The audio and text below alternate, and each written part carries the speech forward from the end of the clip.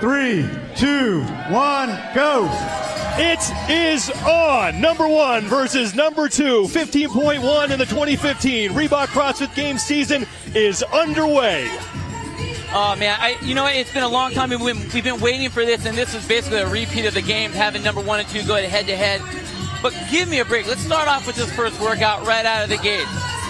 The first thing that popped into my head was grip intensive. Not only are you hanging on that bar for all those reps when you're overhead, but now you got the deadlifts and then you got the snatch. You have 9 minutes of pure just grit busting. You got to be Popeye for this one.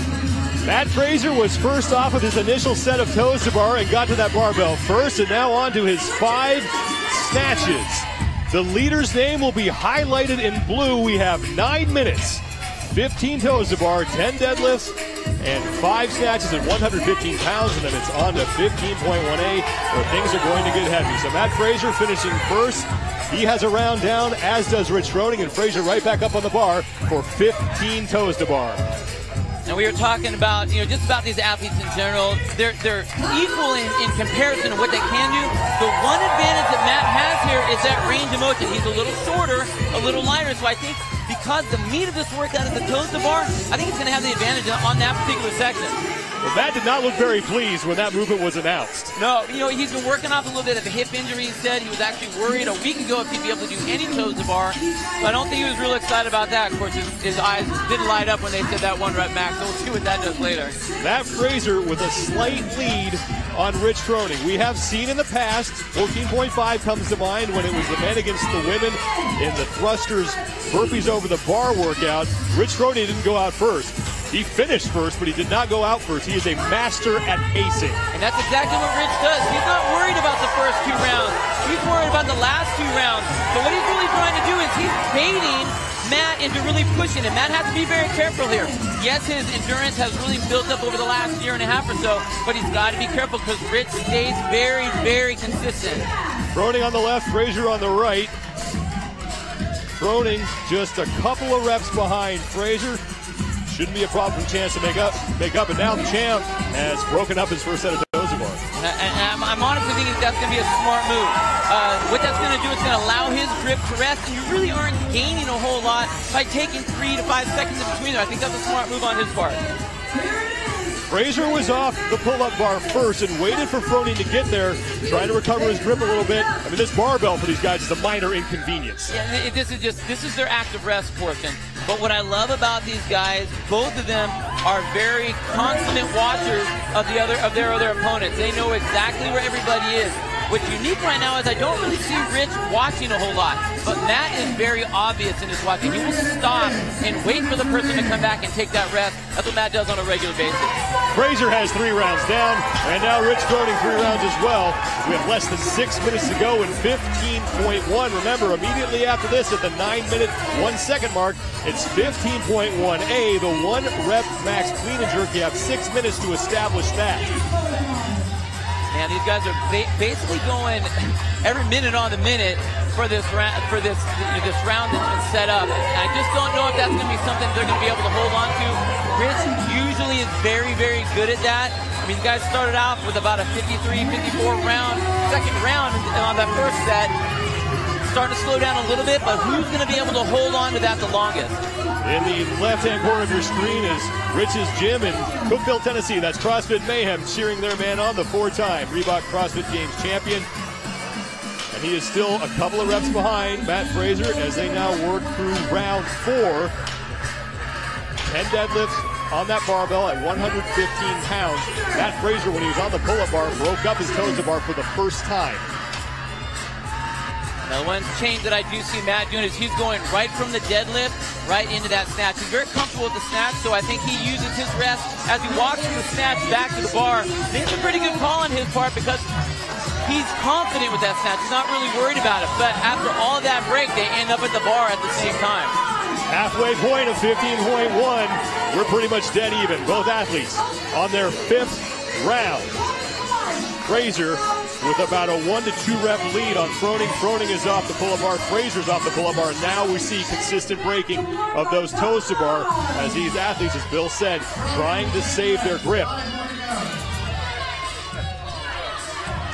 FRASER with 2 to go, and here comes Rich Froning. And they are tied, but FRASER slightly in the lead as the men make their way back to the barbell for the 5th time. I'll tell you what, the nice thing about this weight is it's not real heavy, so they're not really having to worry about their form. They just have to move that bar. Basically treat it as an air squat. But you can see how they are going that alternate grip. I mean, it saves their hands. They're not worried about it rolling out of their fingers. Anything to save that grip in this particular workout is going to be gigantic. FRASER still slightly ahead of Rich Froning, and you can see Matt FRASER is looking at the clock. Froning will do that as well, trying to pace off that. Round 5 is in the books. Both men back to the pull-up bar at exactly the same time. Man, these guys are running seriously at about a 105 split right now. They started off at a 54, 55. They really haven't like degraded that much at all, and we're coming to the last half of this workout now. Both coming off the pull-up bar at the same time. You think these guys are pacing off each other at all? I mean, come on. No, they absolutely are. They know what's going on. They know where they are. And the thing is that Rich will rest just enough not to let Matt get too far ahead. But you can tell where he's pushing him. He's pushing him on the toes of bar. And I really think that Matt thought he would feel a lot more comfortable on this. And I think a lot of people are going to get stuck doing just that. Thinking going to go unbroken and then needing to like really break it up more than they want to.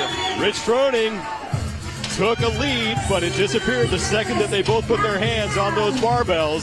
6.5 down in 15.1. Rich Froning has won the Open every year since 2011. Matt FRASER finished 7th last year, and he only beat Rich in one workout. That was 14.5, and that featured a 95-pound barbell. There's Rich doing what Rich does best, resting at the top on a lightweight movement. You see him do it on thrusters all the time. I think that's what he has mastered more than anyone. He's not rushing the movement, he's breathing, and a lot of us tend to forget to breathe when we're working out. And now a mixed grip on the toes to bar for Matt FRASER as he is a 1-rep lead on Rich Froning. Both breaking at the same time, both through 185 pounds as we approach the 92nd left mark of this event. 15.1 here in Canton, Massachusetts. It's going to be decided probably by a couple of reps the way these two are going. Man, they're just going seriously rep for rep, back and forth, battling. It's just amazing to me how fast Rich can come back after he lets himself drop off by almost 10 seconds, and then they get right back to the bar at the exact same time. Froning off the pull-up bar first, FRASER right behind him, and now both men nearly synchronized on those deadlifts. CrossFit Mayhem on the bottom left of your screen, cheering on Rich Froning from Cookeville, Tennessee. Less than a minute to go in 15.1, and we are still not enough. And here we go. Now, Rich usually, he does have that rest. Matt is usually so far ahead at this point. In every single one of these rounds, he's been about 4 reps ahead of him. Right there again, he's a couple reps, but this is where Rich always seems to make up his distance. And there goes Matt, watching like he always does. That's what I want to see. Both these athletes are staring at each other, seeing just what they need to do. Now it's who's going to hang on to the bar. Final 30 to go, and it's still Matt FRASER just in front of the 4-time fittest man on earth, Rich Froning. And now we are tied again with 20 seconds to go. You can just see that onslaught on the cut right now. Now it's who wants it. Froning with a 2-rep lead. FRASER's got to make up some ground. 5 seconds to go. You got 3. FRASER's off the bar, and Froning is going to take it by 3 reps. Woo! That was insane. That was absolutely incredible. That was absolutely incredible. And again, it's the pacing that Rich has. He just has that an absolute science. The guy knows exactly how fast and how far and how hard he needs to push himself. Doesn't matter the time domain. It just doesn't matter. Round 1 to Rich Froning, and now 15.1A, 6 minutes to establish a 1-rep max clean and jerk.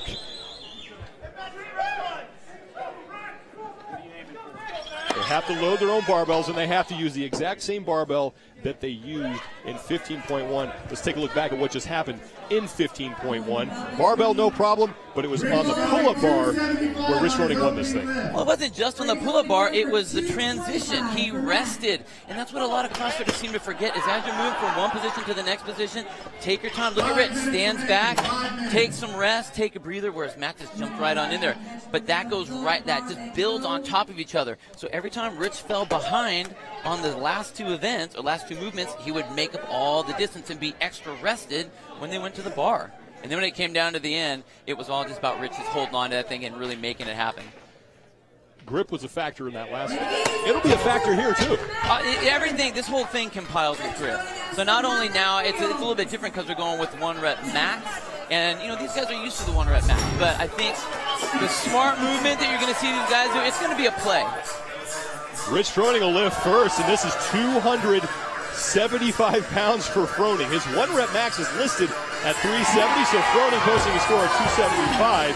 Matt Fraser's 1 rep max, he did it back in November, 375 pounds. The last time we saw a heavy barbell with these two, it was at the 1 rep overhead squat event of the 2014 Reebok CrossFit Games. They tied at 377, but they were not on the floor at the same time. No, and even though they weren't, they were both watching and playing off the other characters in their heat. So here we are again, where these two, the best of the best, are going to be watching each other. I tell you what, I really think that Matt has the advantage here because this is where you get to play some games. Are you going to add another extra pound on there than the other person? Are you going to kind of bait them into going into it and then actually see what they're going to do and add a couple pounds on before you get that last lift? 295 now for Matt Fraser, and he made that look easy. Again, that's his background. I mean, you want to talk about like getting a workout handed to you. This is one that he's good. This is what he's done for years and years. So you ask an Olympic lifter to do some clean and jerks, he's smiling, which is what he did when they announced it. Fraser's look of concern quickly turned to a look of satisfaction when he figured out there'd be a heavy barbell. If nothing else, it was a, hey, I know I'll get at least one.